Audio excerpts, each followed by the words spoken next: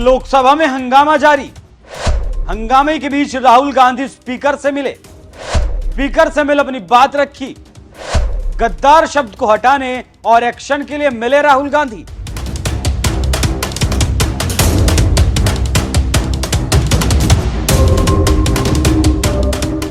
जब से संसद शुरू हुई है तभी से संसद स्थगित पर स्थगित हो रही है। विपक्ष एक ही मांग कर रहा है कि अडानी और मणिपुर पर चर्चा की जाए, लेकिन इन सबके बीच सरकार इन मुद्दों से भाग रही है। इसी बीच सरकार विपक्ष को धाराशायी करने के लिए नया मुद्दा जॉर्ज सोरोस को लेकर आई और इस मुद्दे को उठाया संबित पात्रा ने। संबित पात्रा ने राहुल गांधी पर हमला बोलते हुए गद्दार कह दिया।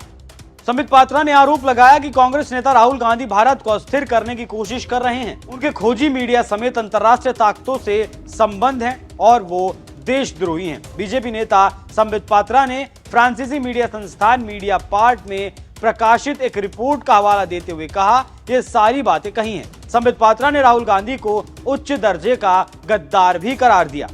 अब इसी मामले को लेकर राहुल गांधी आर पार के मूड में है। जी हां, खबरों की माने तो विपक्ष के नेता राहुल गांधी ने बुधवार को लोकसभा अध्यक्ष ओम बिरला से मुलाकात की। इस मुलाकात में उन्होंने अपने खिलाफ की गई अपमानजनक टिप्पणियों को कार्रवाई से हटाने का आग्रह किया। राहुल गांधी ने बताया कि अध्यक्ष ने मामले को देखने का आश्वासन दिया, तो आप समझ सकते हैं कि कैसे बीजेपी सांसदों की शिकायत लेकर पहुंचे थे राहुल गांधी। साथ ही राहुल गांधी ने निशिकांत दुबे की भी शिकायत की। अब देखना होगा कि आगे इस पर क्या एक्शन होता है और क्या राहुल गांधी की मुलाकात सफल हो पाती है या नहीं। इसके साथ ही साथ राहुल गांधी ने यह भी कहा, हम सदन को सुचारू रूप से चलाना चाहते हैं। वो 13 दिसंबर को अडानी मामले पर चर्चा चाहते हैं। चाहे मेरे बारे में कुछ भी कहें, हम 13 दिसंबर को बहस चाहते हैं। राहुल गांधी का मानना है कि बीजेपी अडानी मामले पर चर्चा से भाग रही है। उन्होंने जोर देकर कहा कि वो इस मुद्दे को नहीं छोड़ेंगे। इसे आप भी समझ सकते हैं कि मामला कितना गंभीर है और क्या चल रहा है। अब देखना यह है कि क्या सदन सरकार चलाती है या नहीं।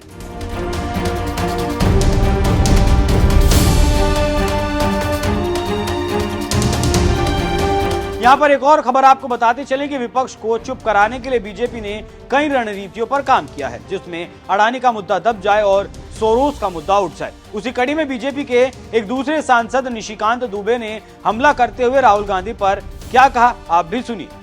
अभी मीडिया पार्ट एक ऑर्गेनाइजेशन है फ्रेंच का, जिसने की एक रिपोर्ट निकाली है। उसने ये कहा है सर कि एक संस्था है OCCRP, organized crime and corruption project, और उसके साथ GACC है और सोरेस फाउंडेशन, ये उसको मदद करता है। इवेंट और सोरेस फाउंडेशन OCCRP चलाता है।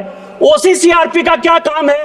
भारत की पार्लियामेंट को कैसे बंधक बनाना, कैसे नहीं चलने देना, कैसे CA और RC पर। इसके साथ ह्यूमन राइट्स वॉच जो है, जो सोरेस फाउंडेशन, सोरेस कौन है सर? सोरेस पूरी दुनिया के इकोनॉमी को कैसे डिरेल करता है।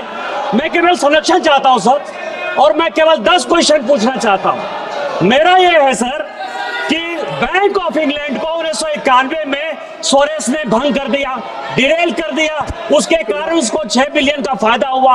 आज वो भारत की इकोनॉमी को डिरेल करना चाहता है। OCCRP कोई भी रिपोर्ट यदि बनाएगा, तुरंत कांग्रेस पार्टी उसको ट्वीट करेगी। 3 मुद्दे हैं सर। पहला है पेगासस, जिसपे कि पार्लियामेंट नहीं चला।